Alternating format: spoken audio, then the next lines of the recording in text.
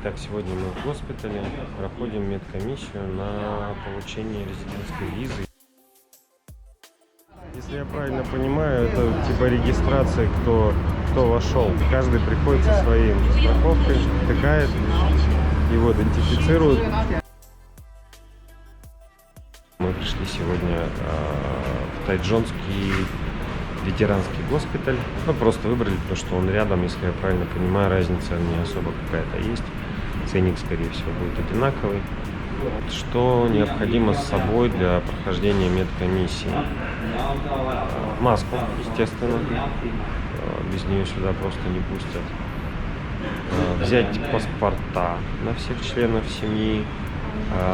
Желательно, очень желательно скачать с сайта больницы, в которую вы идете, скачать бланк, потому что там нужно будет написать много чего в 2 экземплярах, и лучше это сделать заранее. 3 фотографии на каждого. Нужно обязательно из России сделать, привезти с собой сертификат о прививках.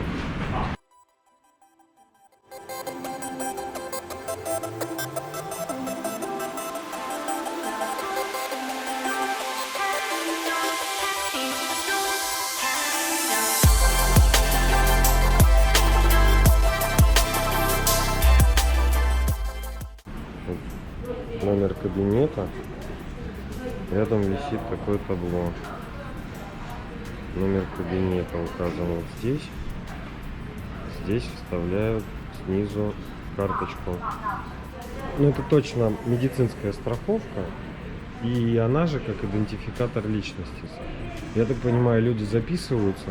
Вот здесь светятся их имена и номера талонов, видимо.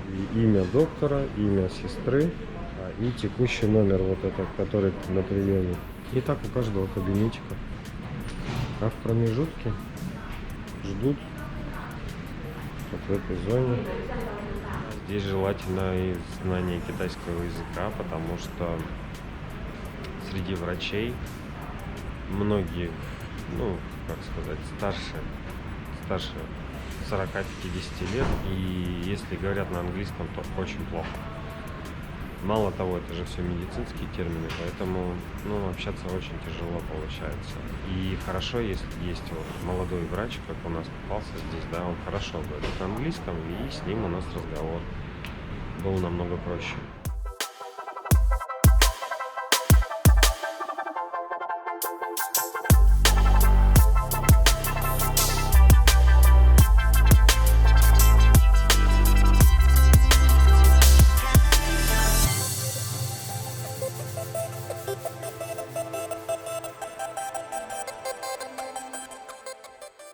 В конечном итоге все оказалось достаточно просто. Мы пришли около 9 часов, сейчас 12, еще нету, мы выходим. Видимо, благодаря тому, что мы все подготовили в российских клиниках, сделали вот эту же самую карточку обследования у себя. Соответственно, нам сказали, что детям вообще ничего не нужно, просто заплатить и все, и мы просто перепишем их там прививки, все с карточек, все, что там есть. А для нас нужно было только сдать анализ крови из вены и рентген грудной клетки. Соответственно, вот заплатили мы за обследование 680 тайваньских долларов за детей и 1320 за взрослых. Быстро все нас взяли в кабинете, оформили там, ну, достаточно долго, да, наверное, около часа потратили, но потом нас взяли за ручку и провели по всем оставшимся этажам. Теперь через 7 дней нам нужно прийти и забрать результаты. И все, и мы будем иметь медкомиссию для резидентской визы. Как раз вот к этому моменту она примерно и понадобится. Выезд с госпиталя. Там вот видно, насколько большая территория. Внутри даже территория вся с разметкой. Вот так это все выглядит. Чувак сидит с капельницей прямо на улице. Я не знаю, что-то ждет, наверное. С капельницей, да, с капельницей на улице. У меня заболела кожа, тут вылезла болячка. И мы в первый раз пришли к доктору, и за 500 долларов нам дали мази и таблетки. Сейчас мы через 3 дня пришли опять. И нам опять выдали таблетки и мазь. Выдали вот такой пакетик вот в той поликлинике. За 3 дня лучше. Прям лучше. В сравнении с Россией, в России мы полгода это лечили. Мне здесь дерматологу понравилось больше, чем в России.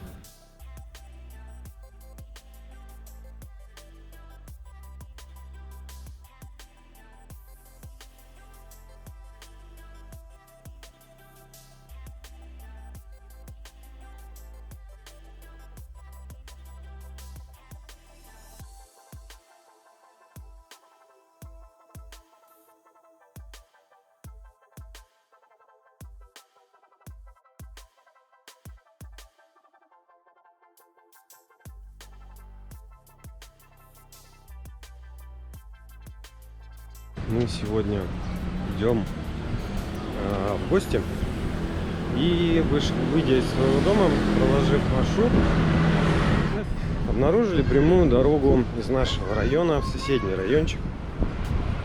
Но путь оказался необычным. Мы обратили внимание, что сверток, который мы, ходя вот по вот этой улице, раньше не замечали. То, что он выглядит вот таким образом. И оказалось, что этот сверток ведет на местное кладбище. Я не мог подумать, что оно прям вот настолько рядом находится. И сегодня мы решили пройти по этому маршруту и посмотреть, как это все выглядит. Я даже не подозревал, что среди этого всего у нас здесь есть типа речки своей. Ну, как речка. Вонючий ручей, по крайней мере сейчас. Массивность сооружения намекает на то, что здесь, бывает иногда уровень воды достаточно высокий. И ничто не предвещает, что там может быть проход в соседний район. По крайней мере, в России я бы, наверное, в такое место не сунулся. Ну, посмотрим, сходим, что нас там ждет.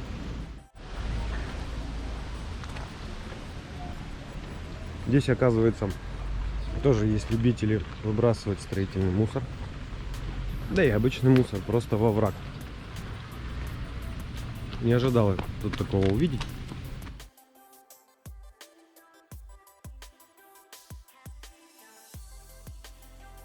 А здесь у кого-то садик. По крайней мере, вон те кусты похожи на плодовые.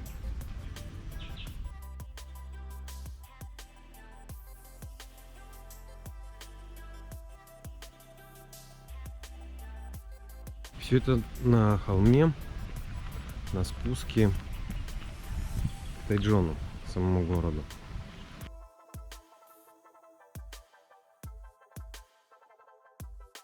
Вообще, как и предполагалось, выглядит это все как некий парк. Здесь реально тихо, здесь реально спокойно. Здесь, по крайней мере, сейчас нет ветра. Здесь есть дорожки. Причем вот эти аллеи, я так, судя по карте, идут с определенной частотой по кладбищу. Как вот аллеи в парке прям. И как бы это ни выглядело странно, но место очень похоже на место, где можно гулять. А так как это ближайшее место, где можно гулять, так выйти с ребенком, допустим, и никто не будет ехать на мотоцикле, там, на грузовике. Да, место выглядит подходящим. Хотя я смотрю, что местные не пользуются, наверное, не принято. Гулять с детьми по кладбищу, наверное, не принято. Гулять по кладбищу. Но это не похоже на, это не выглядит кладбищем.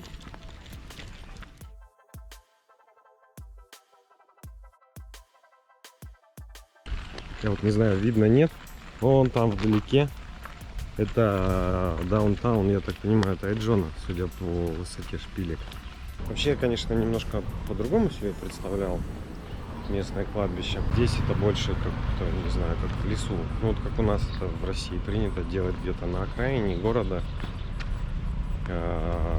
Так что прям конец кладбища уходит куда-нибудь в лог, там, в ручей в какой-нибудь, к ручью ближе, да, и Ну, здесь похоже.